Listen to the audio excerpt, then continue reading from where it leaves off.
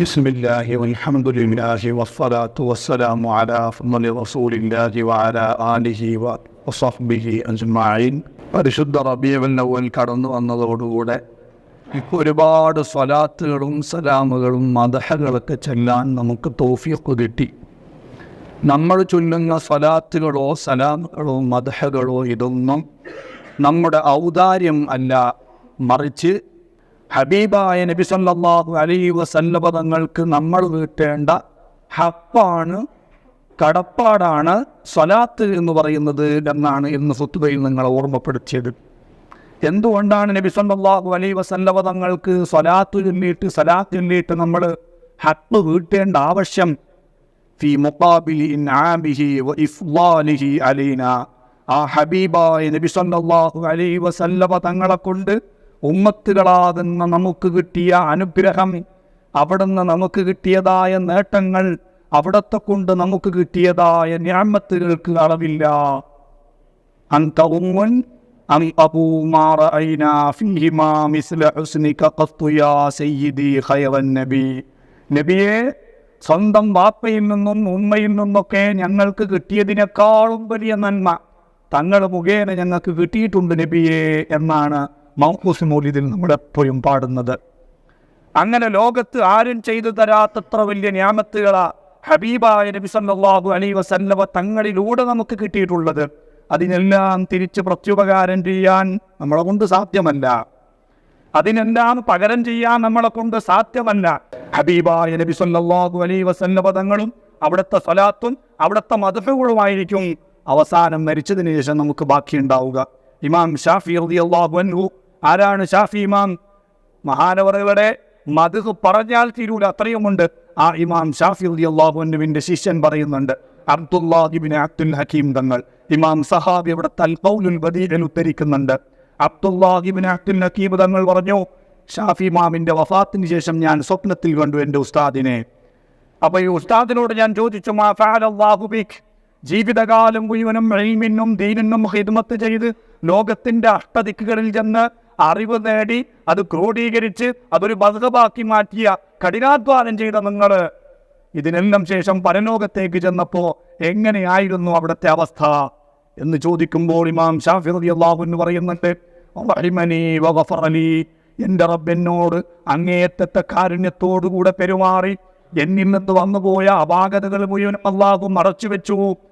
അതിനെല്ലാം പുറമെ വദുഫിഫ്തു കമാ തുദഫുൽ അറൂസ്, പുതിയാപ്ലയെ ആനയിച്ച് കൊണ്ടുപോകുന്നത് പോലെ, മണിയറയിലേക്ക് കൊണ്ടുപോകുന്നത് പോലെ എന്നെ എൻ്റെ റബ്ബ് ആഖിറത്തിൽ വരവേറ്റു, സ്വീകരിച്ചു.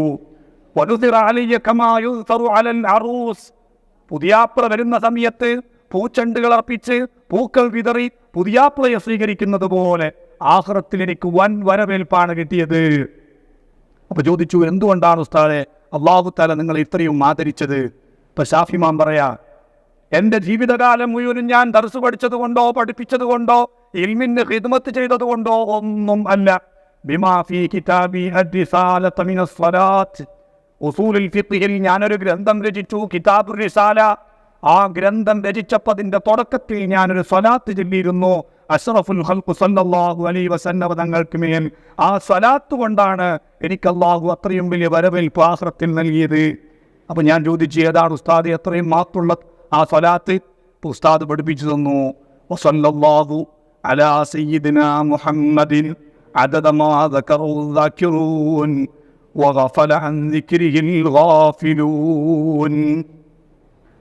അല്ലാഹു സുബ്ഹാനഹു വ തആല എല്ലാ ദാക്കിരീങ്ങളും ദിക്ർ ചൊല്ലുന്ന കാലമത്രയും നബി സല്ലല്ലാഹു അലൈഹി വസല്ലം തങ്ങൾക്ക് അനുഗ്രഹം വർഷിപ്പിച്ചുകൊണ്ടേയിരിക്കട്ടെ.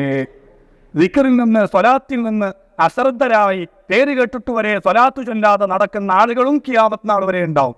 അതുവരെ അല്ലാഹു സുബ്ഹാനഹു വ തആല നബി സല്ലല്ലാഹു അലൈഹി വസല്ലം തങ്ങൾക്ക് അനുഗ്രഹം വർഷിപ്പിച്ചുകൊണ്ടേയിരിക്കട്ടെ എന്നർത്ഥം വരുന്ന ആ സ്വലാത്തിന്റെ ബറക്കത്ത് കൊണ്ടാണ് അല്ലാഹു സുബ്ഹാനഹു വ തആല എനിക്ക് ആഖിറത്തിൽ അത്രയും വലിയ വരവേൽപ്പ് നൽകുന്നത്. ആരാ ഷാഫി ഇമാം എന്ന് പറഞ്ഞാൽ? ഷാഫി ഇമാമിനെ പറ്റി തൂഫയുടെ മുഖദ്ദിമയിൽ പറഞ്ഞില്ലേ, ലം യതഅ ലി മുജ്തഹിദിൻ ഗൈരി, ഷാഫി ഇമാമിനെ പോലത്തെ എത്രയോ മുജ്തഹിദീകൾ മഹാനവറുകളുടെ ജീവിതകാലത്തോ അതിന് മുമ്പോ അതിന് ശേഷമോ കഴിഞ്ഞു പോയിട്ടുണ്ടെങ്കിൽ വരെ ഷാഫി ഇമാമിനെ പോലോത്ത ഒരു കറാമത്തും വേറെ ഒരു പണ്ഡിതനും നടന്നിട്ടില്ല. എന്താ മഹാനവറുകൾക്ക് നടന്ന അത്രയും വലിയ കറാമത്ത് എന്ന് പറയുന്നത്? തഹരീറുഹു വസ്തിംബാത്തുഹു മദ്ഹബഹുൽ ജദീദ്. വിശാലമായ ഷാഫി മദ്ഹബാകുന്ന ജദീദായ മദ്ഹബിനെ വെറും 4 വർഷം കൊണ്ട് ക്രോഡീകരിച്ച് അതിനെ ഒരു മദ്ഹബാക്കി നമുക്ക് കൈമാറ്റം ചെയ്തു തന്ന ആ മഹാനായ ഇമാം ഷാഫി റളിയല്ലാഹു അൻഹു പറയുന്ന, എനിക്ക് അല്ലാഹു തന്ന ഈ സ്വീകരണത്തിൻ്റെ എല്ലാം കാരണം കിതാബ് റിസാലയിൽ ഞാൻ എഴുതി വെച്ച സ്വലാത്താ. ആ സ്വലാത്തായിരിക്കും, നമ്മൾ ചൊല്ലുന്ന മൗലിദായിരിക്കും നമുക്ക് ആഖിറത്തിൽ കൈപിടിക്കാനുണ്ടാവുക. ആ നബി സല്ലല്ലാഹു അലൈഹി വസല്ലം തങ്ങളുടെ ശഫാഅത്ത് കൊണ്ട്, അവിടുത്തെ പരിഗണന കൊണ്ട് വിജയിക്കുന്ന ഒരു കൂട്ടത്തിൽ നമ്മെ എല്ലാവരെയും അല്ലാഹു ഉൾപ്പെടുത്തട്ടെ.